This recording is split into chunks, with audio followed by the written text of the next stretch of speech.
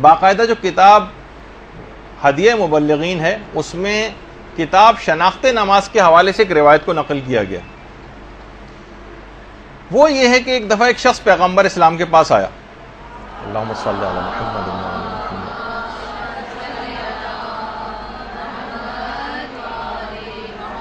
کہنے لگا یا رسول اللہ میں بہت مالدار شخص تھا، اب میں بالکل فقیر ہو گیا ہوں. پیغمبر نے کہا کیا تم نماز نہیں پڑھتے ہو؟ اس نے کہا پیغمبر اسلام میں تو 5 وقت کی نماز پڑھتا ہوں. پیغمبر نے کہا کیا تم روزے نہیں رکھتے؟ کہا کہ میں رمضان کے روزے تو چھوڑیے، میں 3 مہینے مسلسل رجب سے لے کر رمضان تک پابندی سے مستحب روزے تک رکھتا ہوں. پیغمبر اسلام تعجب میں پڑ گئے کہ ایسا کون سا اس نے گناہ کیا کہ اس کے مال سے برکت ختم ہو گئی. اس وقت جبریل امین نازل ہوئے اور کہا کہ یا رسول اللہ خدا درود و سلام آپ کے اوپر بھیجتا ہے.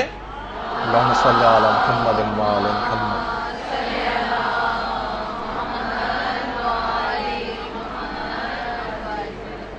آپ اس بندے سے کہہ دیں کہ اس کا جو باغ ہے اس باغ کے اندر ایک گھونسلہ ہے چڑیا کا، اس گھونسلے میں ایک بے نمازی کی ہڈی کا ایک ٹکڑا موجود ہے جس کی نحوست کی وجہ سے تمہارے مال میں بالکل برکت ختم ہو گئی اور تم مفلس و نادار ہو گئے. پیغمبر اسلام نے اس شخص کو یہ بات بتائی. وہ شخص اپنے باغ میں گیا اور وہ عام طور پہ ہوتا ہے نا جانور کوئی نہ کوئی ٹکڑا اٹھا کر لے آتے ہیں کسی ہڈی کا، وہ اس نے گھونسلے میں سے نکال کر کسی دور جگہ پھینک کر آیا. اس کے اثرات بد دور ہوئے اور دوبارہ مال کے اندر اس کے برکت آنی شروع ہوئی.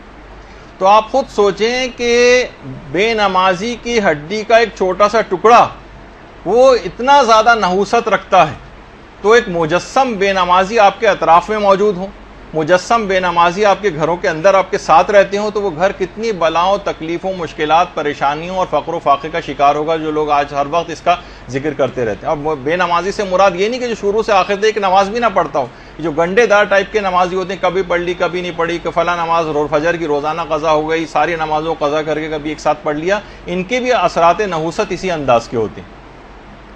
تو اگر آپ نے خود اپنے آپ کو نمازیں ٹھیک بھی کر رہی، لوگ بڑے پریشان ہوتے ہیں جیسے اس نے آ کر کے میں 3 مہینے کے مستحب روزے بھی رکھتا ہوں، تمام نمازیں بھی پابندی کے ساتھ پڑھتا ہوں، کوئی واجبات اپنا چھوڑتا نہیں ہوں، پھر بھی میں مفلس ہوتا جا رہا ہوں. اس وجہ سے کہ آپ تبلیغ نہیں کر رہے ہیں اپنے اطراف والے لوگوں پر.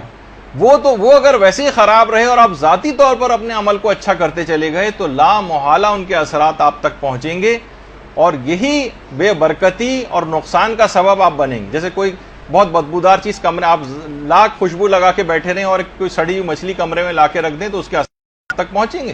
آپ فقط اپنے لباس پر خوشبو سے اس گندے اور برے اور بدبودار چیز کے اثرات کو دور نہیں کر سکتے. تو بہت ضرورت اس بات کی، جب ہی ہم بار بار اس بات کو کہتے ہیں کہ تبلیغات کے اندر آپ اپنے آپ کو بھی اگر آپ کو ٹھیک کرنا ہے، اپنے حال کو بھی، تب بھی آپ کو تبلیغ کرنا پڑے گی، ورنہ دوسرے جو خراب ہوتے چلے جائیں گے آپ کے تبلیغ نہ کرنے کے نتیجے میں، اس سے آپ بھی متاثر ہوئے بغیر نہیں رہ سکتی. اس کی تبلیغ کریں، لوگ اس کو پڑھنا شروع کریں اور مسائل فقہ کے تحت صحیح طور پر نماز پڑھنا شروع کریں اور نماز کو بہتر سے بہتر بنانے کے لیے اب اقدامات شروع کریں. اور اگر کوئی شخص فقط پوری زندگی بھی اس نماز کے موضوع کی تبلیغ پہ لگا دے تو اس نے ایک بہت بڑا کارنامہ جو ہے وہ انجام دے دیا.